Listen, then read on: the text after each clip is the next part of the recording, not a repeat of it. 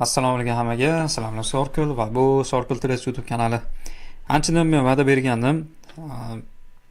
Tradingda stabil daromadga chiqishda yagona yo'li degan nomli yoki bir nimacha bo'langan tizimli savdo nomli bir video qilib beraman degandim. Va bugunga to'g'ri keldi. Nasib bugun ekan. Hop. Nimasi boshlardik? Tradingda stabil natijalarga erishishga nima kerak bo'ladi? Birinchi o'rinda albatta bilim. Va bundan keyin nima? Albatta bilim olganingizdan keyin sizda nima bo'ladi? Stabil natijalar bo'ladi. Deb turib bizda mana shu Instagramda, YouTube'da ada va ada mana shu miyamizni shu boshini qotiraveradi, qaysi boltini qotirishaveradi, shu miyani. Milfanimish. Miyani. Xullas, mana bu narsa siz bilim oldingizmi, orqasidan srazu stabil natijaga siz жизни umuman hech qachon chiqa olmaysiz. Bu yo'q narsa. Bu Instagramda yuzaga kelgan bu jabrlanish. Bizda mana shu chiqib olib, hali chiqishadi-yu. Stabilni daromadga chiqmoqchimisiz? Unaqa biz kursimizga yoziling. Daromadga chiqishning yagona yo'li hali bir super strategiya, bank manipulyatsiyasi, yana qanaqadir bir so'kingim kelyapti-yu, yosh bolalar ko'rishi ham mumkin-da. Hop. Xullas, anaqangi infotsiganlarning gapi bu. Bilim oling, stabil daromadga chiqing. Akalar, bunaqa narsa bo'lmaydi. Жизни. Вот, qarang. Siz trade'ni boshladingizmi? Siz stabil daromadga chiqmoqchimisiz? Mana shu yo'lga chiqmoqchimisiz? Trading yo'liga. Ishoning, bu yo'l emas. Bu trade bu yo'l emas. Stabil daromad, stabil natijalar bu tog' onasini emsin, bu tog' bu stabil natijalar tog'ni cho'qqisida turadi. Mana siz mana shu narsalar bilganingizdan keyin voy biladi turaverasiz. Mana shu videoni ko'rganingizdan keyin mana shu g'irt, mana shu brat, mana shu siz bo'lib qolasiz. Bu gapimni tan qo'pol noto'g'ri tushunmanglar. Men bu narsani tushunib yetganimdan keyin mana shu narsa yuzaga kelgan. Lekin menga bir ko'rsatib bermagan, bu tajribaga asoslanib qilingan video. Tradingda daromadga chiqishning yagona yo'li ham, stabil natijaga erishishim shu. Hop, nima bo'ladi? Aytaylik. Boshida aytdim, birinchi o'rinda bizga bilim. Men bunda sporlashmayman. 100% bizga nima kerak? Bilim keladi. Bilim kerak bo'ladi. U farqi yo'q qanaqa bilim bo'ladi. Aytaylik, trend liniya bo'ladimi? Misol uchun trend liniyani tortdingiz, ma'lum bir daraja tortdingiz, mana shu buzdi, retestida kirasizmi ma'lum bir o'ringacha yoki aytaylik bir elite wave chi bo'ladigan bo'lsangiz 1 2 3 uchinchi to'lqin shuna bo'larmidi? Bunaqa uchinchi to'lqinni ushlashga harakat qilasizmi yo buni qaytishida bir 32 laridan bir 4-5 qo'shilmoqchi bo'lasizmi yoki 3 burchi yoki klassik pattern yoki kanalda ishlaysizmi? Вообще farqi yo'q. Glamisi yoki siz ICT-chimisiz? Misol uchun aytaylik, bu yerda BSL bor, buy side liquidness, misol uchun chiqib shunda FEG nimadir ular. Xullas ICT tradermisiz? SMC вообще farqi yo'q. Samma global bizga nima kerak? Birinchi o'rinda bilim kerak. Bilim bor. Aytaylik siz biror bir kursdami, nimadir anaqangi qildingiz, bilimni oldingiz, boshqa bo'ldi. Keyin nima? Keyingi etap bizda albatta biz aytadigan как trade jurnal kerak. Biz aytadigan как nimaga? Bilimingiz bor. Siz misol uchun yana o'sha nimaga qaytamiz? Trend liniya bo'yicha ishlaysiz. Aytaylik, bu yerda qancha 5 minutlik trend liniya. Buzgandan keyin sizda aytaylik mana bu o'ringa limitga qo'ydingiz. Jurnalga kiritdingiz. Limitga zomga ketyapti. Jurnalga kirib ketaverasiz. Misol uchun ICT tradersiz. Misol uchun sweep qildi va ma'lum bir buy side-ni srazu kirdingiz va yana qaytib ketdi. Va limitga olmadi. Xullas hammasini ishlataverasiz. Xohlasangiz kirdingiz, boshqa qildingiz, take profitni oldi. Xullas, любой bitimingizni hammasini mana shu trade jurnalga kiritib borishingiz kerak. Trade jurnaldan keyin ma'lum bir muddat, kamida 3 oy, kamida 3 oy trade jurnalingizni to'ldirib turib, keyin siz trade jurnalingizni sverka qilishingiz kerak. O'zi asli har hafta, haftani yoki kunda men har doim Telegram kanalimdan aytaman, iltimos qilaman akalar, trade jurnalni ochib, hafta davomida ochilgan bitimlarni ko'ringlar deyman. 1 oy qilas, 2 oy qilas, 3 oy o'tgandan keyin siz 3 oylik dannilaringiz yig'asida sizda real take profitlarni va real stop losslarni ko'rib chiqasiz. Va uni ichida hamma limitkingiz oladimi, limitkingiz olmaydimi farqi yo'q. Hamma bitimlaringizni, misol uchun aytaylik, limit olmagan bitimlarni ham no limit deb qo'yaylik mana. No limit mishga 10 qo'llaman, chapaqayman, to'g'ri tushunasizlar, g'alati yozsam. No limit, misol uchun limitkani olmadi.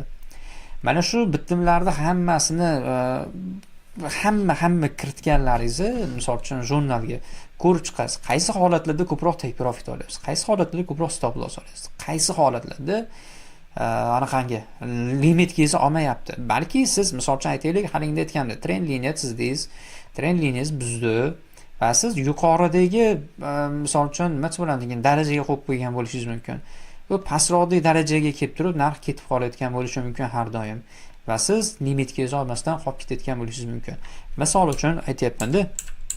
Va xuddi shunaqangi misol uchun aytaylik, nima qildi? Buzib ketaverdi. Limitkingizni olib ham, lekin stop loss oldingiz. Mana siz maytda limitga qo'ygandingiz, bu narx tepaga qarab ketib qoldi.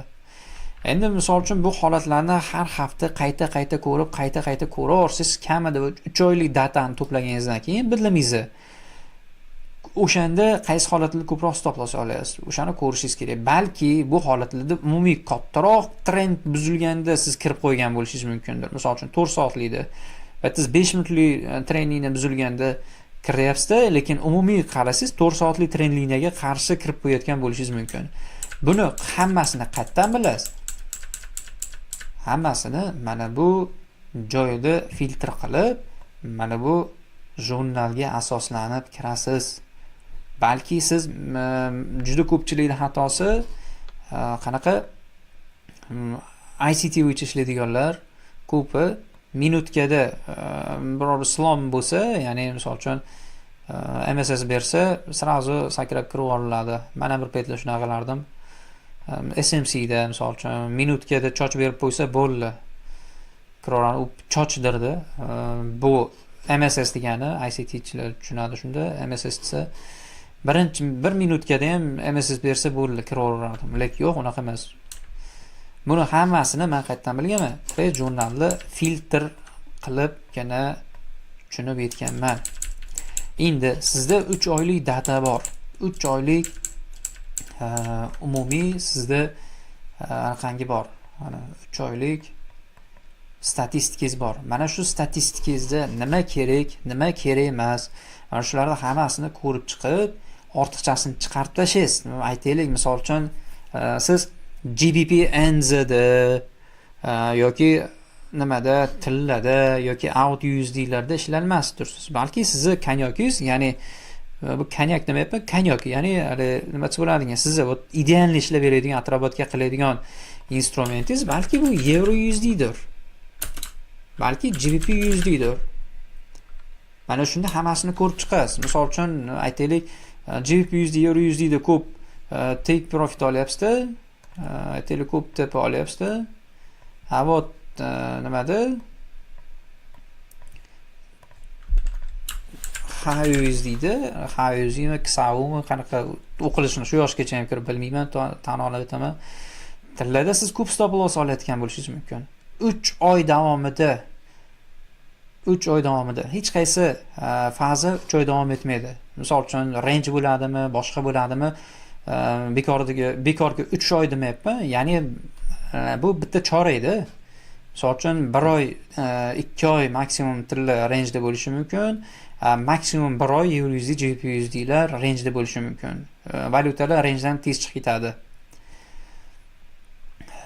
Endi Shu sababli men kamida 3 oy deyapman. Sizda kamida 3 oy statistikangiz bo'lishi kerak. Statistikani qayerda olasiz? Обязательно trading jurnal.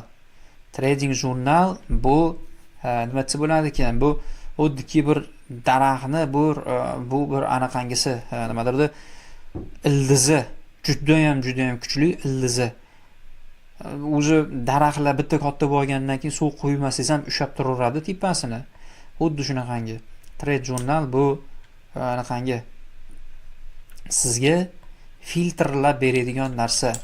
Va sizda mana shu filtr bo'lgandan keyin siz nima kerak emas, nima ortiqchalik qilyapti menga deb shu narsalarni tushunib olganingizdan keyin sizda keyin nima paydo bo'ladi? Tizim paydo bo'ladi. Ya'ni tizimli savdo. Sizda konkretniy tizimingiz paydo bo'ladi sizda. Misol uchun sizda aytganimda euro USD yaxshi yuribdi. Go my friend, euro USD ni bosing ekansiz. Aytaylik, siz minutkada entry qilinmayapsiz. Va mana minutkada entry qilishga hozir to'g'risini aytsam do'qim yetmaydi. Nimaga? Chunki bezillab ketganman. Kamida 5 minut, 15 minutlikda time frame'da entry qilaman.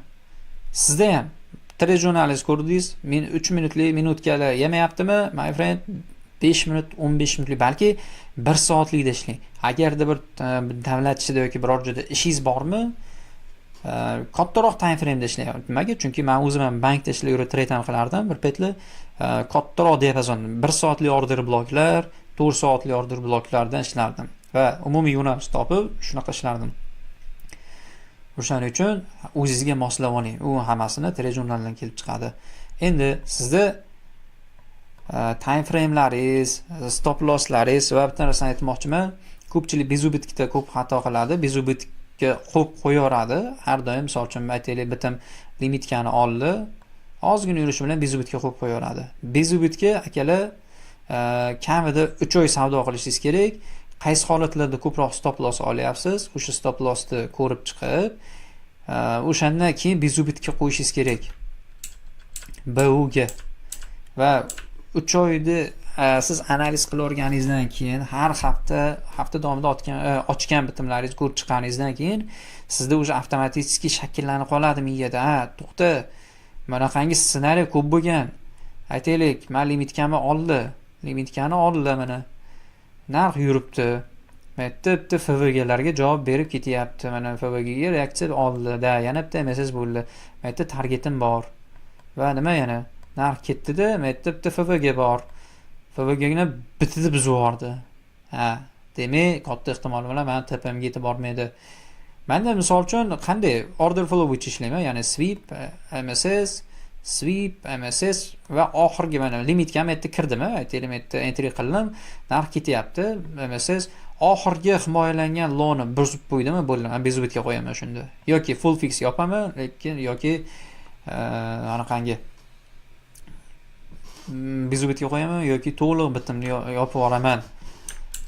Shunaqangi men bekorga shu uzoq muddatli videoni tiqib ketmayapman bezubitga. Nimaga? Chunki biz O'zbekistonda bilimli treyderlar juda ko'p. Lekin do'xi yetarlichalar biroz kamroq, achinarli holat.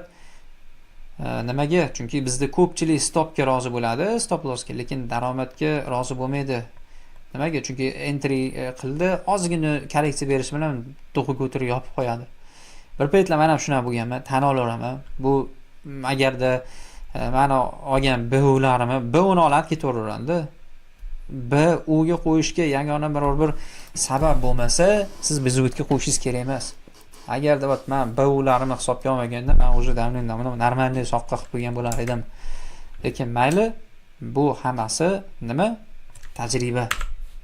Oxiri men tushunib yetdim, что trade jurnalni ko'rib, tizimli savdoga o'tganimdan keyin yana tushunib yetdim, что unchuncha holatda bezubitga qo'yib qo'yavermaslik kerak, qo'rqmaslik kerak, bosish kerak. Zararga emas, daromadga ham rozi bo'lish kerak. Akalar, tushundi.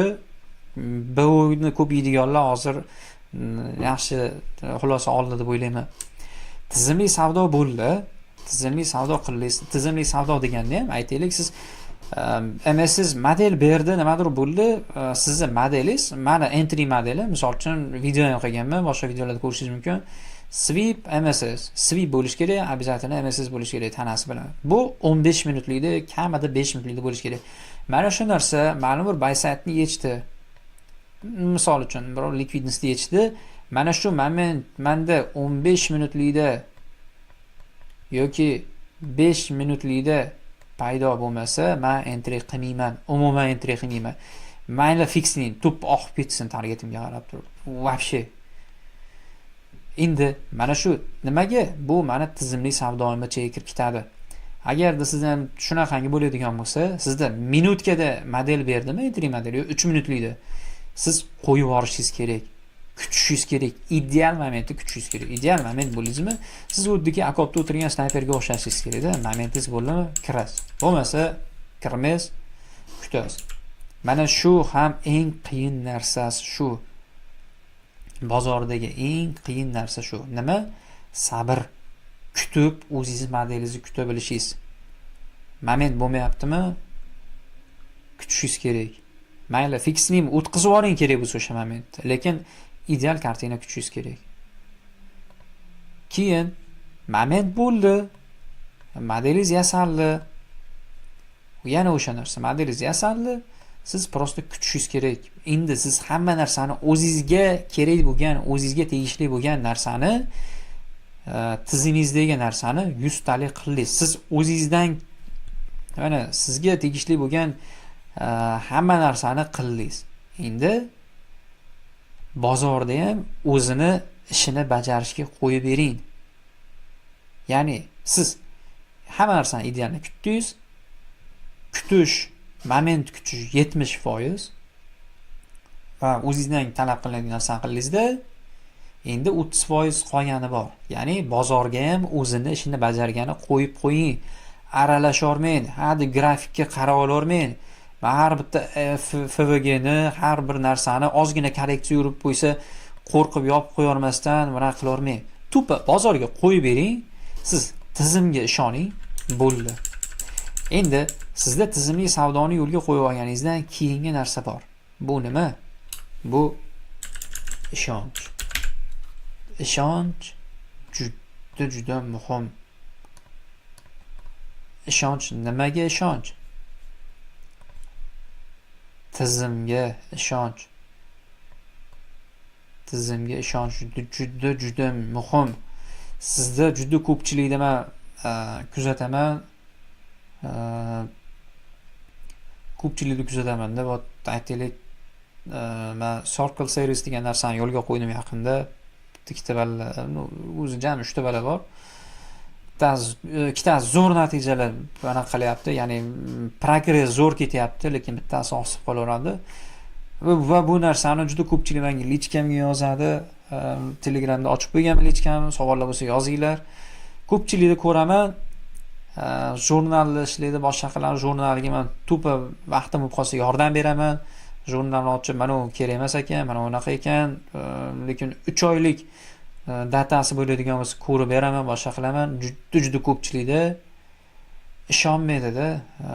Hatto ko'p narsasi bor, anaqa ishlaydigan modeli bor, boshqasi bor, lekin ishonch yo'q-da. Ishonch yo'q deganda qanday? Mana u tizimiga ishonmaydi. Stop loss olib qo'ysa, tushkunlikka tushib qoladi.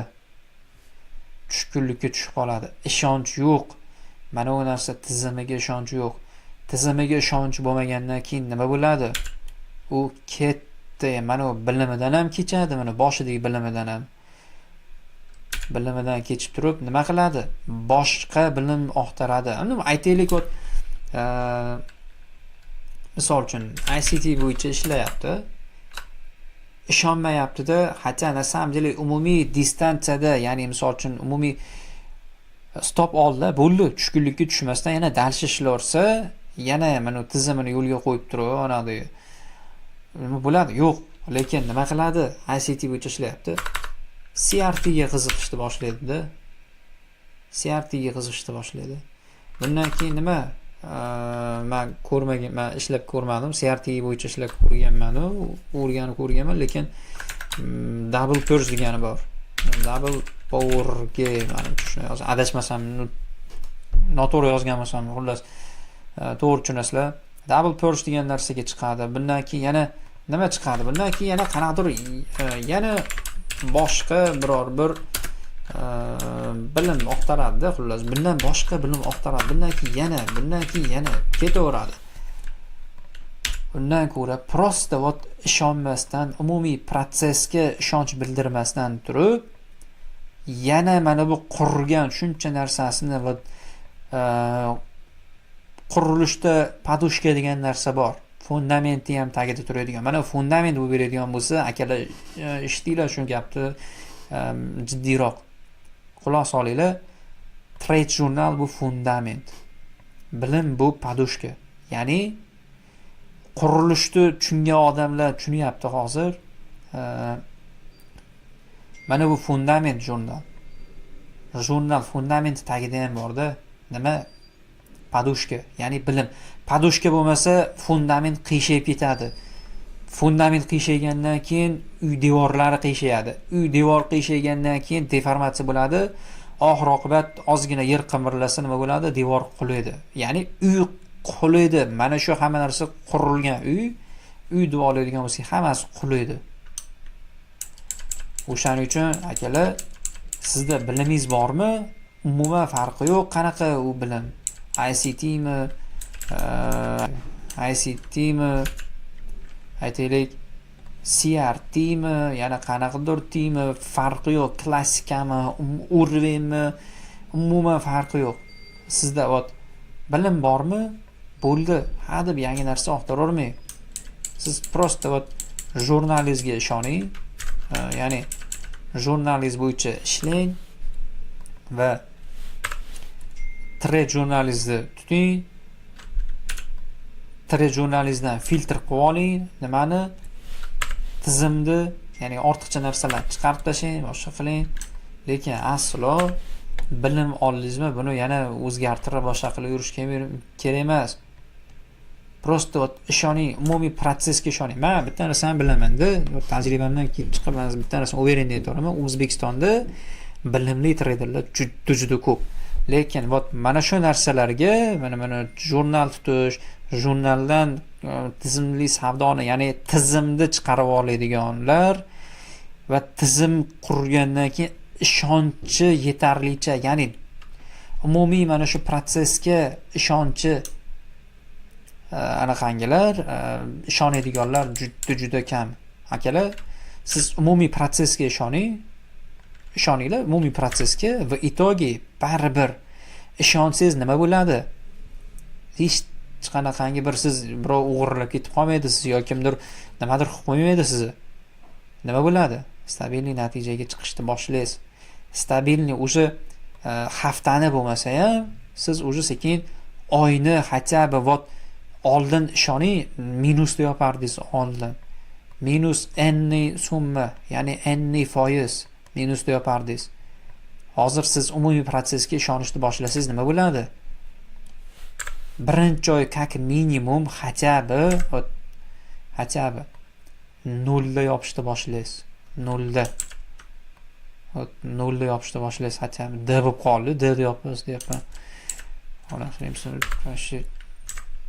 короче, tushundilaring. Xullas, хотя бы nolda yopishni boshlaysiz. Keyingi oy nima?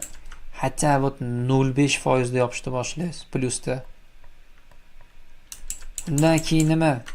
1%, 2%, 3%.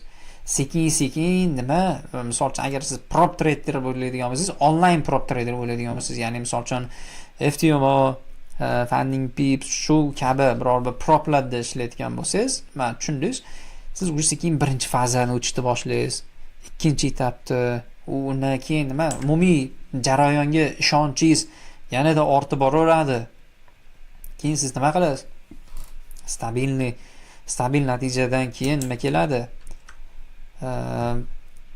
Propdan o'tish, pul yechish va oxiri sizga pul yechish ham boshqasi ham emotsiya bermay qo'yadi. Undan keyin nima qilasiz? Depozitlarni kengaytirasiz. Prosta sizga kerak bo'ladigan narsa, ishoning, bu mana shu boshidagi narsa bilim,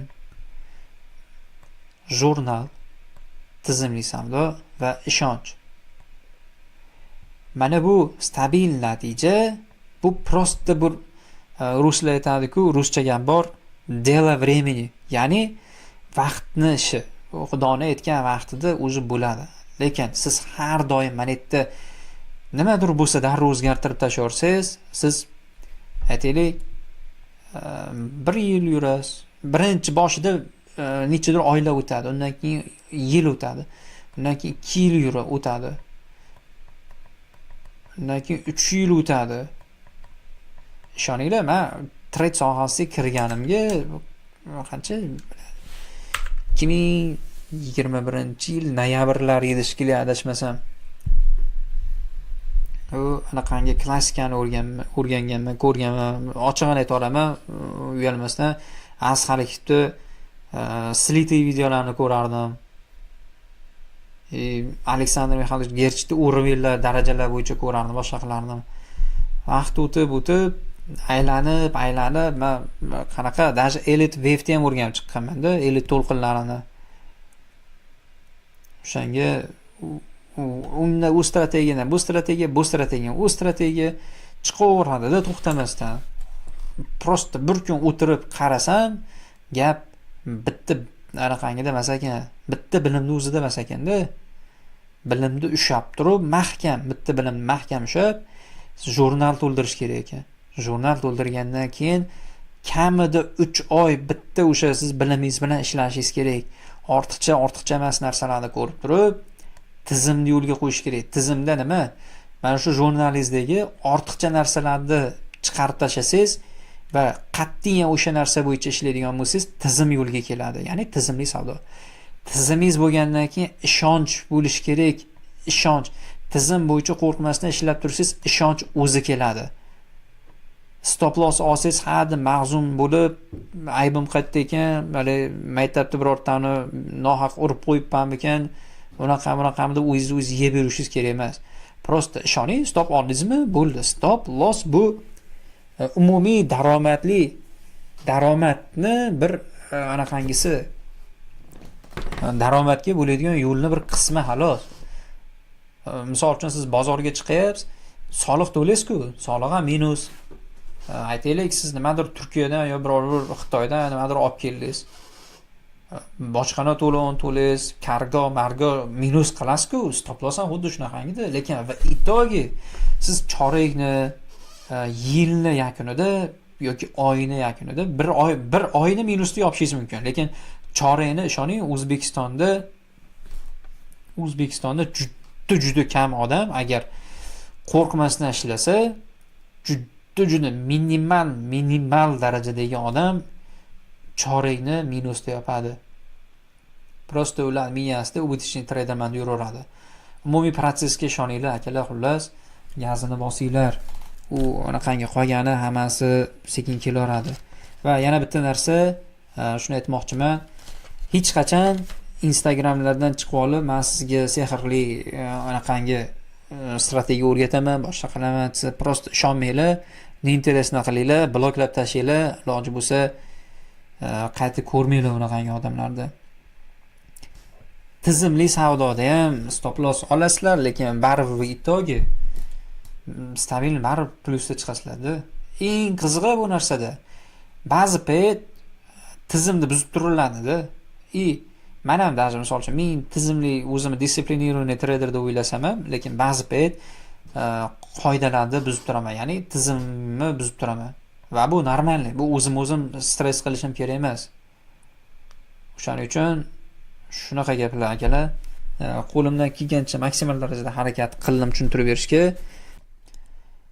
Yana bitta narsani aytib ketish esidan chiqib qolibdi. Agarda kimdadir trade jurnali bo'lmaydigan bo'lsa, akalar ishoninglar, trade jurnal farqi yo'q. Xohlasangiz daftarga 12 varaqli daftarga yozasizmi, boshqa qilasizmi yo taxtaga yozasiz, вообще farqi yo'q. Самое главное просто bo'lish kerak. Agarda kimgadir jurnal kerak bo'lsa, agar qulayroq Excel'ni tushunadigan bo'lsangiz, men o'zimni trade jurnalimni beraveraman. Man jurnalimni qayerdan lichkamga yozsalaring, Telegram kanallar qalay ko'rib olishlaring mumkin. Men lichkamni qoldirib qo'yganman, ya'ni o'zim Telegramimni. Trade jurnal bering deb yuborsalaring, men o'zimni trade jurnalimni beraman. Barchaga rahmat, sog' bo'linglar, salomat bo'linglar, e'tibor uchun rahmat.